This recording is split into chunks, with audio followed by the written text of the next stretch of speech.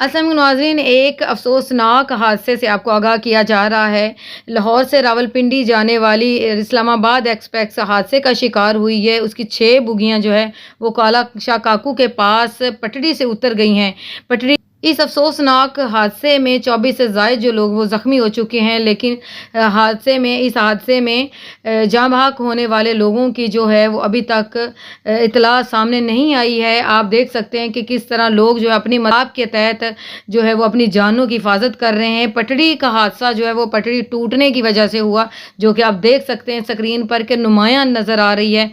पटड़ी बिल्कुल टूटी हुई है और हुकूमत वक्त जो है वो बिल्कुल लाइलम है इस चीज़ से।